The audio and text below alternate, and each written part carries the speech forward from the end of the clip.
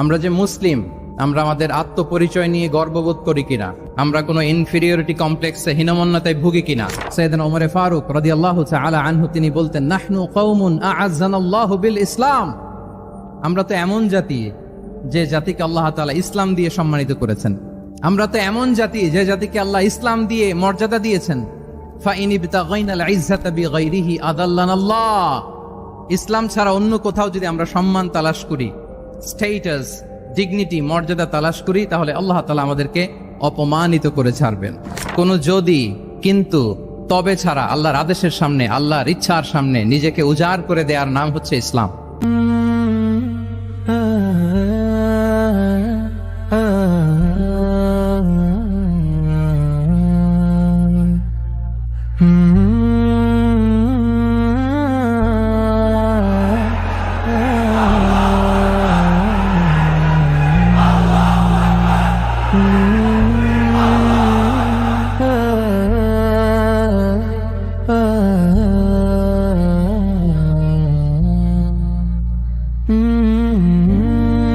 আসসালামু আলাইকুম ওয়া রাহমাতুল্লাহি ওয়া বারাকাতুহু। নর্থ সাউথ ইউনিভার্সিটি কর্তৃক আয়োজিত আজকের এই কোরআন কনফারেন্স এবং সিরা এক্সিবিশন 2025-এ আপনারা যারা উপস্থিত হয়েছেন, আপনাদের সবাইকে জানাচ্ছি আন্তরিক শুভেচ্ছা এবং মোবারকবাদ। যে টপিকটা আমি অ্যাড্রেস করার চেষ্টা করব সেটা হচ্ছে being proud of our Muslim identity. আমরা যে মুসলিম, আমরা আমাদের আত্মপরিচয় নিয়ে গর্ববোধ করি কিনা। আমরা যে মুসলিম, আমাদের কোর আইডেন্টিটি যে ইসলাম, এটা নিয়ে আমাদের মধ্যে কোনো সংশয় কাজ করে কিনা, আমরা কোনো ইনফিরিয়রিটি কমপ্লেক্সে হীনমন্যতায় ভুগি কিনা, এই বিষয়টা নিয়ে আজকে কথা বলবার চেষ্টা করবো ইনশাআল্লাহ বিইذনিল্লাহ। আমরা আল্লাহর দরবারে শুকরিয়া আদায় করছি যে আল্লাহ তাআলা আমাদেরকে ইসলাম দিয়ে ধন্য করেছেন। উই আর ব্লেসড উইথ ইসলাম, ঠিক কিনা বলেন? ইসলাম পেয়ে আমরা ধন্য, আলহামদুলিল্লাহ। এবং মজার ব্যাপার হচ্ছে আমাদেরকে ইসলামকে খুঁজে বের করতে হয়নি। অনেক নন মুসলিমদের স্টোরি আপনারা শুনবেন যে তারা নিজের সাথে নিজে যুদ্ধ করে, বোঝাপড়া করে, নিজেকে কনভিন্স করে তারপরে ইসলাম ধর্ম গ্রহণ করেছেন, রিভার্টেড মুসলিম, কনভার্টেড মুসলিম। কিন্তু তার বিপরীতে আমরা বাই বর্ন মুসলিম হিসেবে এই পৃথিবীতে এসেছি, আলহামদুলিল্লাহ। উই আর ব্লেসড উইথ ইসলাম। আমরা সবাই জানি যে ইসলাম শব্দের অর্থ হচ্ছে টু সারেন্ডার, কমপ্লিট সাবমিশন। আল্লাহ তাআলার আদেশের সামনে সারেন্ডার করা, নিজেকে ফুললি আল্লাহর কাছে সাবমিসিভ ওয়েতে প্রেজেন্ট করা, এটাই হচ্ছে ইসলাম। আল্লাহর আদেশের সামনে, আল্লাহর ইচ্ছার সামনে নিজেকে পেশ করা। কোনো যদি, কিন্তু, তবে ছাড়া, আই রিপিট, আমি আবারও বলছি, কোনো যদি, কিন্তু, তবে ছাড়া আল্লাহর আদেশের সামনে, আল্লাহর ইচ্ছার সামনে নিজেকে উজাড় করে দেওয়ার নাম হচ্ছে ইসলাম। আল্লাহর ইচ্ছার সামনে, আদেশের সামনে নিজেকে উজাড় করে দেওয়ার নাম কি? ইসলাম। ইসলামই হচ্ছে আমাদের আইডেন্টিটি, আমাদের আত্মপরিচয় এবং আমাদের সম্মান আল্লাহ রেখেছেন ইসলামে। তাহলে নিজেকে আমরা এমনভাবে আল্লাহর কাছে প্রেজেন্ট করতে হবে, উপস্থাপন করতে হবে, এখানে কোনো যদি, কিন্তু, তবে কন্ডিশন থাকবে না। আল্লাহ আদেশ করেছেন তো মেনে নিয়েছি। নিজেকে উজাড় করে সঁপে দেয়া, ঠিক যেমনি সাইয়েদনা ইব্রাহিম আলাইহিস সালাম নিজেকে সঁপে দিয়েছিলেন। আল্লাহ তাআলা বলছেন, ওয়া ইয ক্বালা লাহু রাব্বুহু আসলিম ক্বালা আসলামতু লিরাব্বিল আলামিন।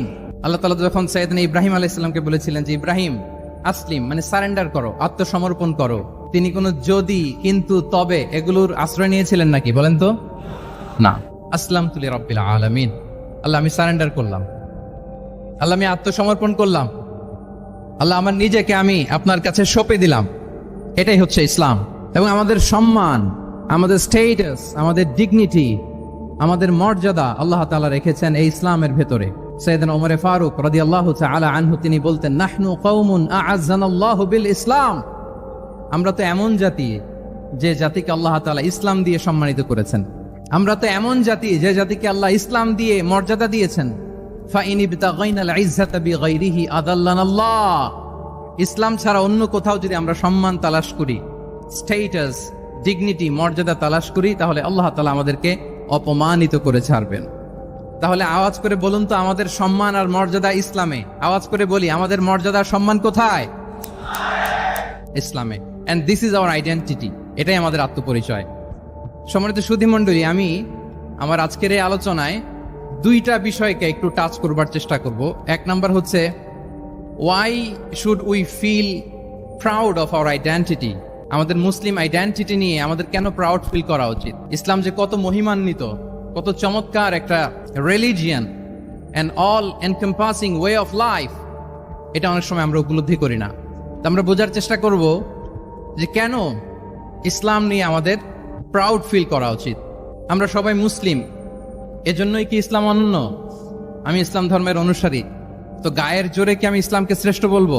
শ্রেষ্ঠ বললে হবে না। আল্লাহ তাআলা এমন কিছু ক্যারেক্টারিস্টিক্স, এমন কিছু ফিচার দিয়ে ইসলামকে সৌন্দর্যমণ্ডিত করেছেন, বিউটিফাই করেছেন, ফলে বাই ডিফল্ট ইসলাম শ্রেষ্ঠ। আল্লাহু আকবার। এটা জোর করে, তর্ক করে, চাপার জোরে ইসলামকে শ্রেষ্ঠ প্রমাণ করা লাগবে না। বাই ডিফল্ট ইসলাম শ্রেষ্ঠ। এমন কিছু ফিচার আল্লাহ তাআলা আমাদেরকে দিয়েছেন ইসলামের ভেতরে, যে কারণে ইসলাম বাই ডিফল্ট এটা শ্রেষ্ঠ একটি ধর্ম। কি কি ফিচার দিয়ে আল্লাহ তাআলা ইসলামকে সমৃদ্ধ করেছেন, কেন ইসলাম অনন্য, কেন আমাদের মুসলিম আইডেন্টিটি নিয়ে আমাদের প্রাউড ফিল করা উচিত, এ বিষয়ে প্রথমে কথা বলবো। এরপরে কথা বলবো what should we do to protect our Muslim identity, কেন আমরা প্রাউড ফিল করব মুসলিম আইডেন্টিটি নিয়ে। এরপরে কথা বলবো এই মুসলিম আইডেন্টিটিকে আমরা কিভাবে প্রোটেক্ট করতে পারি। তাহলে প্রথমে ইসলামকে আল্লাহ তাআলা কি কি অনন্য ফিচার, ক্যারেক্টারিস্টিক্স, বৈশিষ্ট্য দিয়ে ধন্য করেছেন। আমরা যদি এই টপিকে কথা বলি তাহলে দেখব যে আল্লাহ তাআলা ইসলামকে একটা knowledge based way of life বানিয়েছেন। এটা জ্ঞান ভিত্তিক ধর্ম। অজ্ঞতার সাথে, ইগনোরেন্সের সাথে এই ধর্মের কোনো সম্পর্ক নেই। এবং ইসলামের প্রথম যে বাণীটি, কোরআনের প্রথম যে আয়াতটি, দ্য ভেরি ফার্স্ট ভার্স আল্লাহ তাআলা যে নাজিল করেছেন, সেখানেও আল্লাহ তাআলা আমাদেরকে জ্ঞানার্জনের কথা বলেছেন। হেরা গুহায় সূরা আলাকের প্রথম যে আয়াতটি নাজিল হয়েছে সেটি কি ছিল? ইকরা। আওয়াজ করে বলুন, সেটি কি?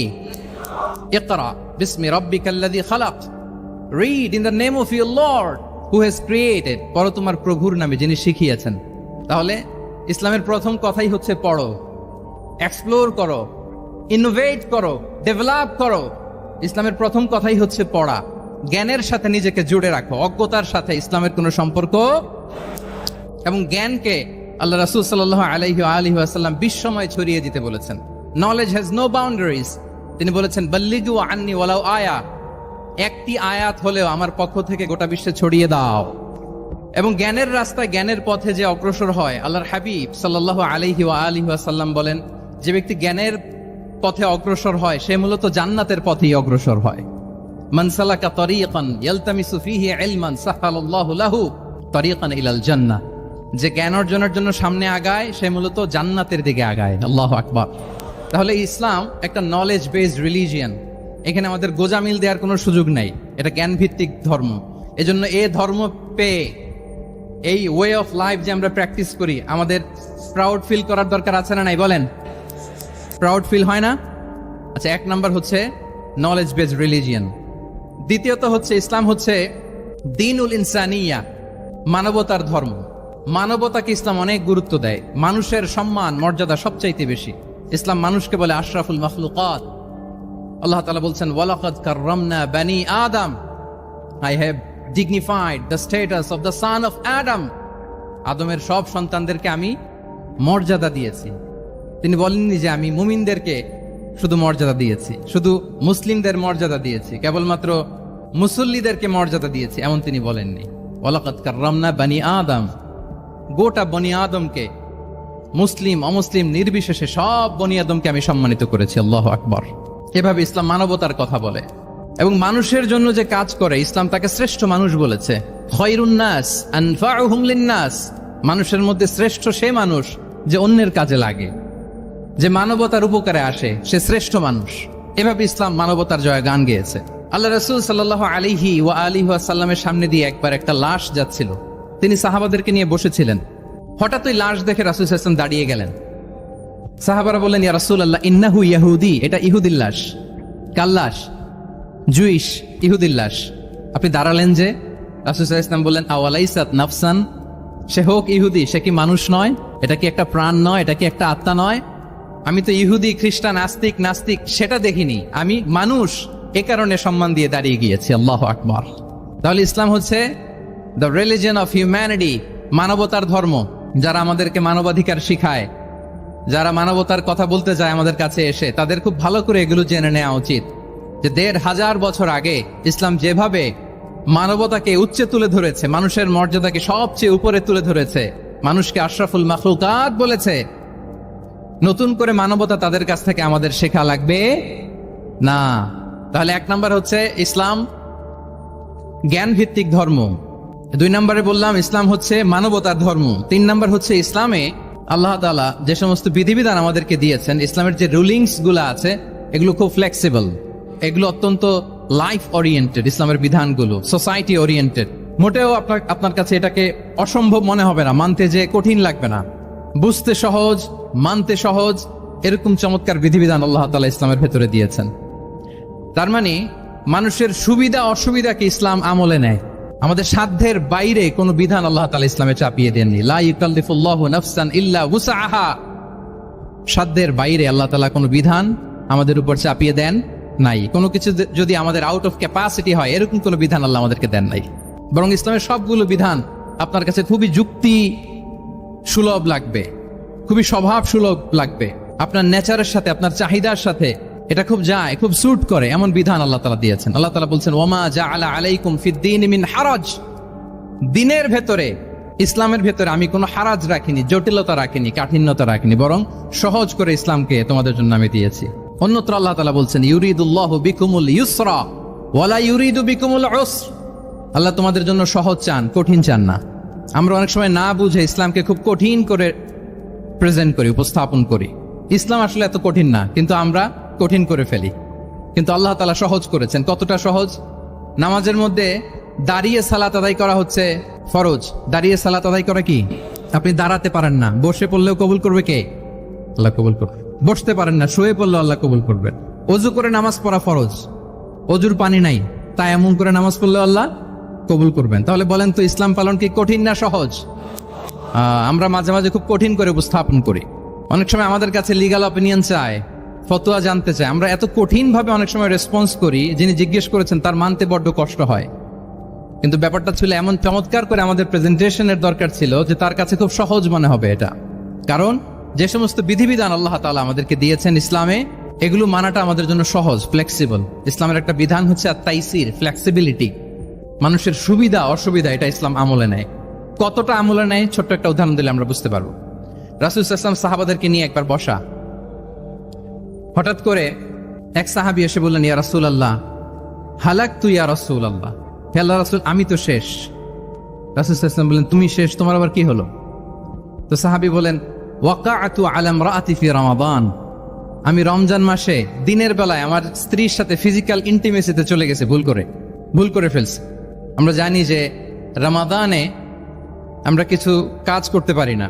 সিয়ামের সংজ্ঞাই হচ্ছে আসসাওমু হুয়াল ইমসাক আনিল আকলি ওয়া শুরবি ওয়াল জিমাই মিন তুলুইল ফাজরি ইলা গুরুবিশ শামসি মা আন-নিয়া। মানে রোজা হচ্ছে এটা এমন ইবাদত, সূর্যোদয় থেকে সূর্যাস্ত পর্যন্ত না খেয়ে থাকা, কোনো কিছু পান না করা, এবং দিনের বেলায় বিবাহিতরা তাদের স্ত্রীদের সাথেও ইন্টিমেসিতে যেতে পারবে না। এটা যদি কেউ মেনটেন করে, এটা হচ্ছে সিয়াম। তো সাহাবী বলে, ইয়া রাসূলুল্লাহ আমি তো শেষ, আমি তো দিনের বেলা ভুল করে ফেলছি, আমি তো আমার স্ত্রীর সাথে মেলামেশা করে ফেলছি, এখন কি করব?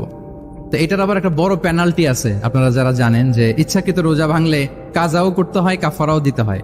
কাজা মানে একটা রোজার জন্য একটা রোজা, আর কাফারা মানে হচ্ছে আরো 60টা রোজা রাখতে হবে। কয়েকটা জিনিস আছে, বেসিক্যালি 3টা। তো রাসূল সাল্লাল্লাহু আলাইহি ওয়াসাল্লাম তাকে বললো যে তোমার তো পেনাল্টি হয়েছে, তুমি তো বড় ভুল করে ফেলছো, তো তোমার কাছে কি এরকম কোনো দাস আছে যেটাকে তুমি আজাদ করে দিতে পারবা, মুক্ত করে দিতে পারবা? তাহলে পেনাল্টি আদায় হয়ে গেল।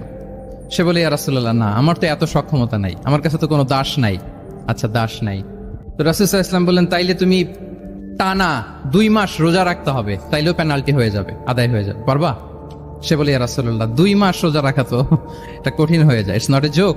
টানা 60 দিন কি করে রোজা রাখ? তো রাসূল সাল্লাল্লাহু আলাইহি ওয়াসাল্লাম বললেন, এটাও পারবে না, তাহলে 60 জন মিসকিনকে খাবার খাইয়ে দিতে হবে এজ এ পেনাল্টি। এটা বড় অন্যায় করে ফেলছো, 60 জন মিসকিনকে খাবার খাওয়াবে, এটা পারবা? সে বলে, ইয়া রাসূলুল্লাহ এটাও পারবো না। তাহলে কয়টা অপশন দিয়েছিলেন রাসূল সাল্লাল্লাহু আলাইহি ওয়াসাল্লাম? আওয়াজ করে বলেন তো কয়টা? একটাও উনি পারবে না। দাসও আজাদ করতে পারবে না, 2 মাস রোজাও রাখতে পারবে না, 60 জনকে খাওয়াতেও পারবে না। তো রাসূল সাল্লাল্লাহু আলাইহি ওয়াসাল্লাম বলেন, কিছুই যখন পারবে না, কি আর করা, যাও একটু অপেক্ষা করো, দেখি কি করা যায় তোমাকে নিয়ে। তো রাসূল সাল্লাল্লাহু আলাইহি ওয়াসাল্লাম অন্যান্যদের প্রশ্নের উত্তর দিচ্ছিলেন। সময় যাচ্ছে, হঠাৎ করে রাসূল সাল্লাল্লাহু আলাইহি ওয়াসাল্লামের দরবারে এক ঝুড়ি সাদাকার খেজুর আসলো, এক ঝুড়ি। তো সাদাকার এক ঝুড়ি খেজুর দেখে রাসূল সাল্লাল্লাহু আলাইহি ওয়াসাল্লাম বললেন, ওই ব্যক্তিকে ডাকো যার কিছু নাই, কিছুই করতে পারবে না। ডেকে আনা হলো। রাসূল সাল্লাল্লাহু আলাইহি ওয়াসাল্লাম বললেন, যাও, তুমি তো কিছুই করতে পারবে না, এই এক ঝুড়ি চ্যারিটির খেজুর, সাদাকার খেজুর তুমি গরিবদের মাঝে বিতরণ করে দাও, তাসাদ্দাক বিহা, এটা বিতরণ করে দাও, তাইলে আশা করি আল্লাহ তোমাকে মাফ করবে। তো ওই সাহাবী বলে, ইয়া রাসূলুল্লাহ আলা আফকারা মিন্না ইয়া রাসূলুল্লাহ, আমার চেয়েও গরিব কাউকে খুঁজে বের করে দান করতে হবে? তো রাসূল সাল্লাল্লাহু আলাইহি ওয়াসাল্লাম বললেন, হ্যাঁ, গরিবকেই তো দিতে হবে। তো উনি বললেন যে, রাসূলুল্লাহ, পুরো মদিনার তল্লাটে আমার চাইতে গরিব কেউ আর নাই, আমি সব চাইতে গরিব। ফাদাহিকা রাসূলুল্লাহ হাত্তা বাদাত আনিয়াবু। এই কথা শুনে রাসূল সাল্লাল্লাহু আলাইহি ওয়াসাল্লাম হেসে দিলেন। এত হেসে দিলেন যে রাসূল সাল্লাল্লাহু আলাইহি ওয়াসাল্লাম এই পাশের চোয়ালের দাঁত দেখা গেল। এত বেশি হাসেন না উনি, নিজেকে ধরে রাখতে পারলেন না, হাসি আটকে রাখতে পারলেন না। ফাদাহিকা রাসূলুল্লাহ, হেসে দিলেন। হাত্তা বাদাত আনিয়াবু, ওনার দাঁতের এপাশ ওপাশ দেখা গেল। তো রাসূল সাল্লাল্লাহু আলাইহি ওয়াসাল্লাম বললেন, যাও, দাস মুক্তি করতে পারবো না, 2 মাস রোজাও রাখতে পারবা না, তারপরে 60 জনকে খাবারও খাওয়াতে পারবা না, এখন দিলাম চ্যারিটির 1 ঝুড়ি খেজুর, এটা গরিবদের মধ্যে দান করে দাও। তুমি বলো যে তোমার চেয়ে গরিব আর কেউ নেই, তো কি করা, যাও তুমি তোমার ফ্যামিলি নিয়ে এটা খাও, তোমার ফ্যামিলির মেম্বার্স যারা আছে এদেরকে নিয়ে এটা কি করো, খাও। দেখেন আমাদের সুবিধা অসুবিধাকে ইসলাম কতটা বিবেচনায় নেয়। আসছিল পেনাল্টি দিতে, কথা বুঝতেছেন আমার? ওই সাহাবী রাসূল সাল্লাল্লাহু আলাইহি ওয়াসাল্লামের কাছে আসছিল কি দিতে, পেনাল্টি, এখন নিয়ে গেল কি 1 ঝুড়ি। আল্লাহু আকবার পড়বেন না? দিস ইজ আওয়ার ইসলাম, যেটা নিয়ে আমাদের প্রাউড ফিল করা উচিত। কি বলেন? আমাদের যে ধর্ম জ্ঞানের কথা বলে, আমাদের যে ধর্ম মানবতার কথা বলে, আমাদের যে ধর্ম এমন বিধান দেয় যেটা মানতে পালন করতে আমাদের কষ্ট হয় না, বরং আমাদের সুবিধা অসুবিধা বিবেচনায় নেয়, সে ধর্ম নিয়ে, সে ইসলাম নিয়ে আমাদের প্রাউড ফিল করা উচিত কিনা বলেন?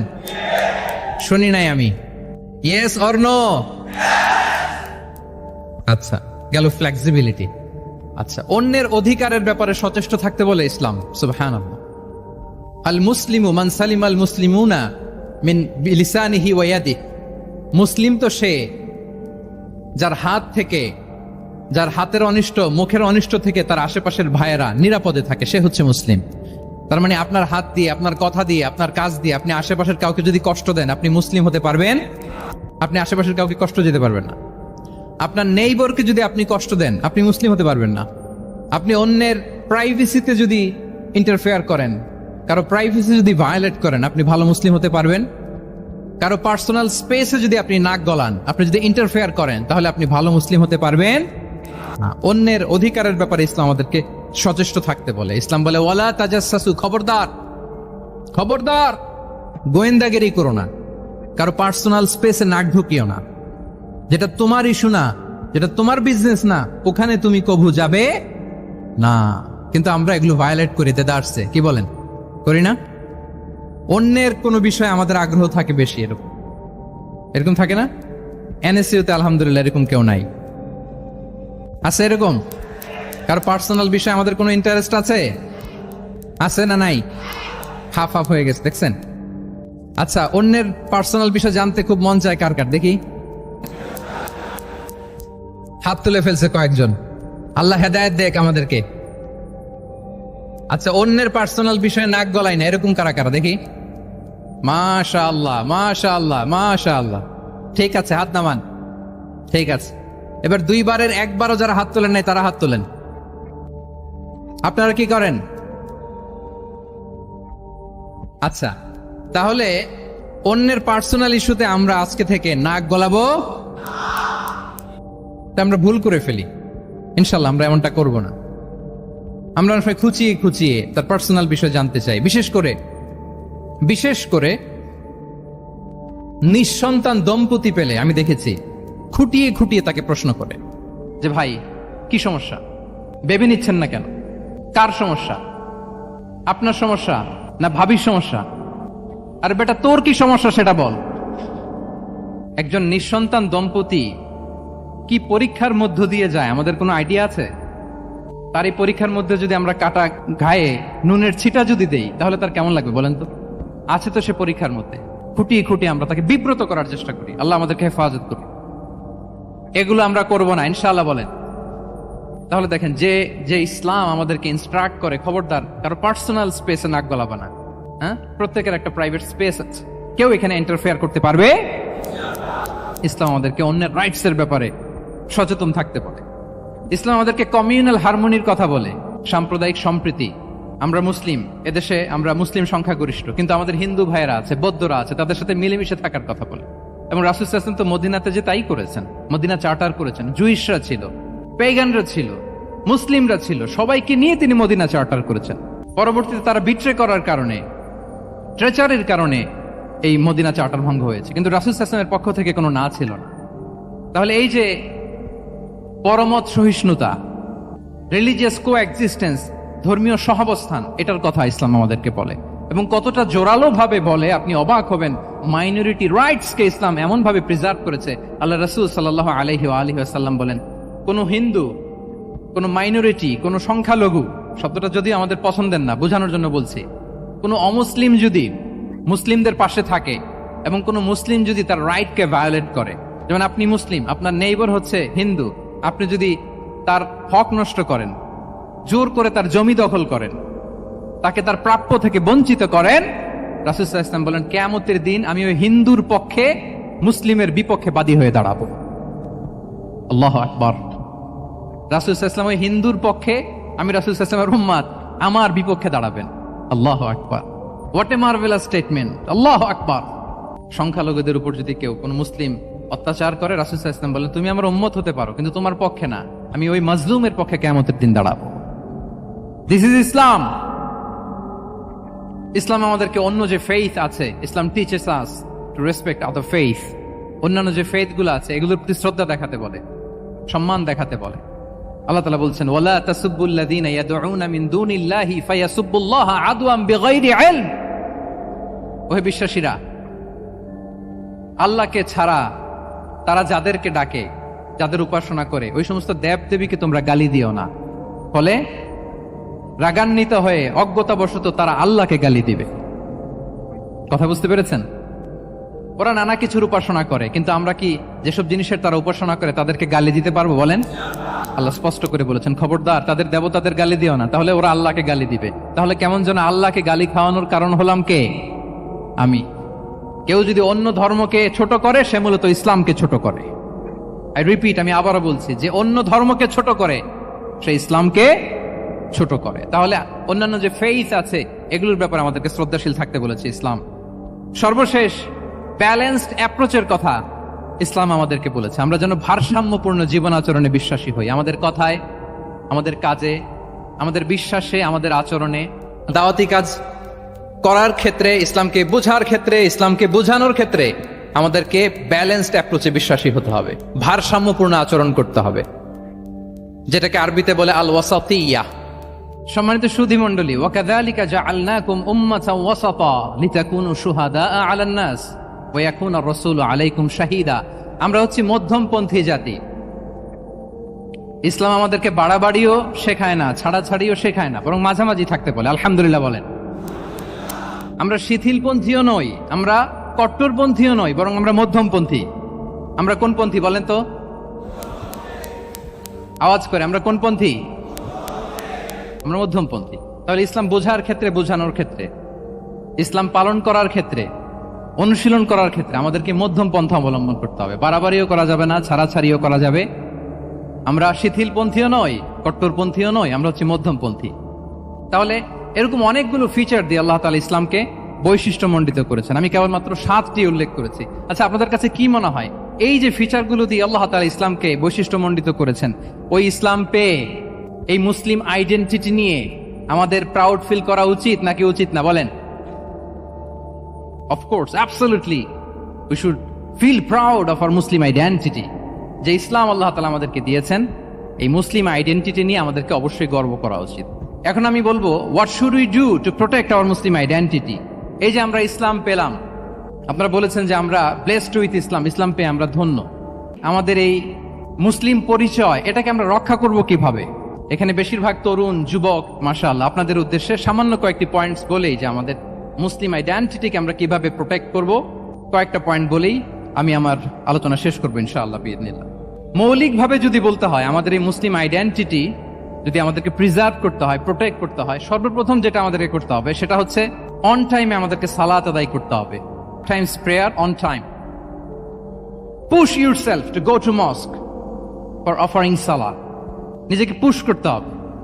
প্রথম হিসেব নিবেন, এনএসইউর যুবক ভাইয়েরা আমার দিকে তাকান, প্রথম আল্লাহ তাআলা হিসেব নিবেন কিয়ামতের ময়দানে এই সালাতের। আউয়ালু মা ইউহাসাবু বিহিল আবদু ইয়াউমাল কিয়ামাতি আস-সালাহ।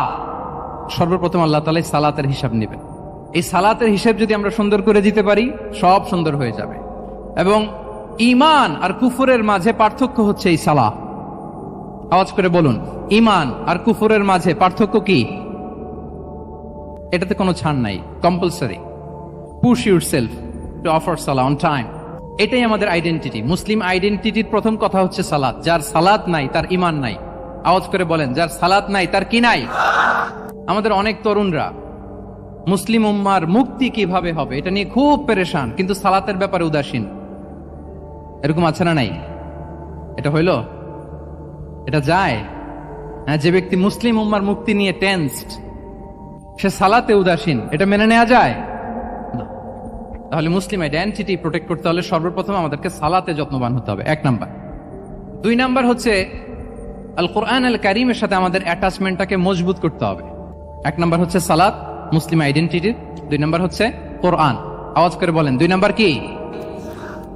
কোরআনের সাথে আমাদের অ্যাটাচমেন্ট বাড়াইতে হবে। অনেকের কোরআনের ইন ডেপথ নলেজ অনেক ভালো, কোরআনের রিফ্লেকশন গুলো খুব ভালো জানে, কিন্তু কোরআন তেলাওয়াতের বেহাল দশা। এরকম আছে না? আবার আমাদের অনেক ভাইদের কোরআন তেলাওয়াত মাশাআল্লাহ খুব বিশুদ্ধ, কিন্তু তার আবার কোরআনের রিফ্লেকশন গুলো জানা নাই। দুইটাই আমাদের জন্য crisis. Recitation and reflection both are needed. দুইটাই লাগবে। যে প্রজন্ম কোরআন জানে না তারা কখনো সফল হতে পারে না। আই রিপিট, আমি আবারও বলছি, যে প্রজন্ম কোরআন জানে না তারা কখনো সফল হতে পারে।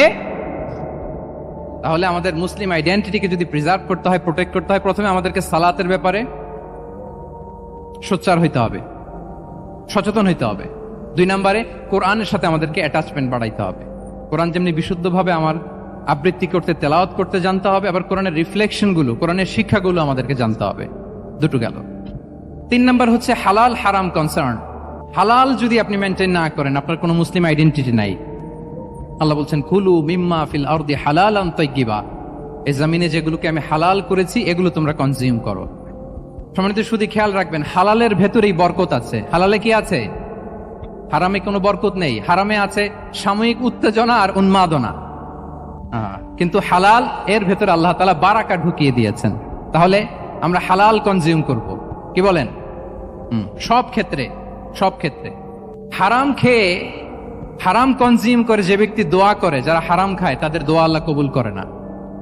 এবং হারাম খেয়ে বর্ধিষ্ণু দেহ আল্লাহর জান্নাতে প্রবেশ করবে না। লা ইয়াদখুলুল জান্নাতা জাসাদুন গুযিয়া বিল হারাম। হারাম খেয়ে যে দেহ নাদুস নুদুস হয়েছে, ওই দেহ কখনো আল্লাহর জান্নাতে প্রবেশ করবে না। এজন্য খবরদার, আমাদের সবকিছু আমরা হালাল দিয়ে সাজাবো ইনশাআল্লাহ। বলেন সবাই। আমাদের অনেকে একটা ভুল করে, সেটা হচ্ছে অনেকে খাবারের ক্ষেত্রে খুব কনসার্ন, যেটা হালাল হইতে হবে, যেটা আমি কনজিউম করব এটার ব্যাপারে খুব কনসার্ন, কিন্তু অন্যান্য বিষয়ে তার আর কোনো খেয়াল নাই, ভ্রুক্ষেপ নাই। এরকম আছে না নাই? বলেন। আমাদের সরকারি বিভিন্ন অফিসগুলোতে ঘুষ আছে না? ঘুষ আছে। দেখবেন সরকারি অনেক হিন্দু কর্মকর্তা গরুর গোশত খায় না। কেন খায় না? তার ধর্মে এটা নিষেধ, গরু খেতে চায় না। আচ্ছা, আবার সরকারি অফিসগুলোর অনেক মুসলিম কর্মকর্তা দেখবেন সরকারি কাজে থাইল্যান্ড গিয়েছে, চায়না গিয়েছে, খুঁজে খুঁজে হালাল রেস্টুরেন্ট খোঁজে, ওয়াইন খায় না, পর্ক খায় না। কারণ কেন খায় না? এটা ইসলামে নিষেধ। কিন্তু 2 অফিসারই, মুসলিম অফিসার, হিন্দু অফিসার, দুইজনই আবার ঘুষ খায়। হয় না এরকম? হিন্দু অফিসার গরুর গোশ খায় না, তার ধর্মে নিষেধ। মুসলিম অফিসার ওয়াইন খায় না, পর্ক খায় না, তার ধর্মে নিষেধ। তো ঘুষও তো 2 ধর্মের নিষেধ, কি বলেন? তাহলে যেটা খাবো, কনজিউম করবো, শুধু এটার ব্যাপারেই কি হালাল?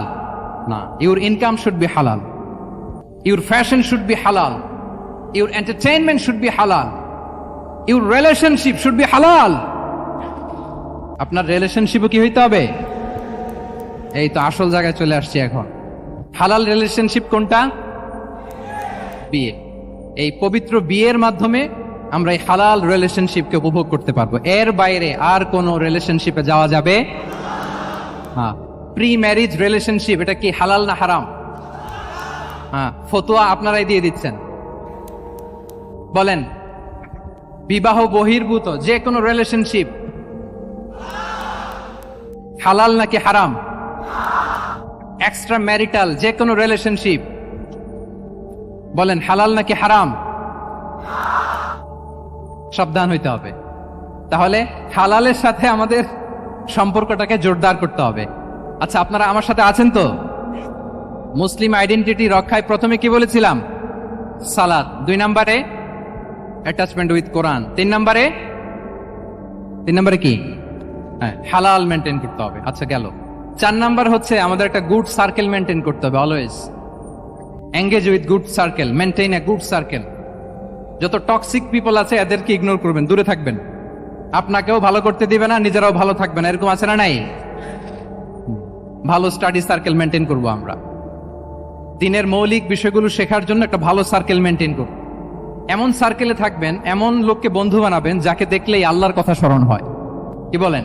এরকম একটা ভালো পরিবেশ খুঁজে নেন, একটা দ্বীনি সার্কেল খুঁজে নেন। Never stop learning Islamic knowledge. যারা এই যে নলেজ শেয়ারিং সেশন করে, ইসলামিক হালাকা করে, কোরআনিক স্টাডি সার্কেল করে, এই সার্কেলগুলোর সাথে আমরা থাকবো ইনশাআল্লাহ। কি বলেন? সবাই থাকবেন তো? তা না হলে মুসলিম আইডেন্টিটি আমরা প্রোটেক্ট করতে পারবো। আচ্ছা, 5 নম্বরে হচ্ছে এঙ্গেজ উইথ গুড ওয়ার্ক। কল্যাণমূলক কাজের সাথে নিজেকে আমরা জড়িয়ে রাখবো। এই যে টাইমটা আপনার লাইফের সবচেয়ে ক্রিম টাইম আপনি পার করছেন, বেশিরভাগ শ্রোতাই তো এখানে তরুণ এবং যুবক, এই সময় আপনি আর পাবেন না, কখনো পাবেন না। এই টাইমটাকে যেন আমরা কাজে লাগাই। এমন সময় আপনারা পার করছেন, আপনারা চাইলে বাতাসের গতিকে আপনারা পাল্টে দিতে পারেন, সাগরের স্রোতকে উল্টে দিতে পারেন, আপনারা চাইলে ইতিহাস গড়তে পারেন। এই যে 24-এর এই যে আপরাইজিং হলো, কারা করেছে এটা? হ্যাঁ, প্রবীণরা না নবীনরা? বলেন তো। এই যে আবু সাইদ বুক টান টান করে যে দাঁড়িয়েছে, সে কি বুড়া মানুষ ছিল না যুবক ছিল আপনাদের মতো?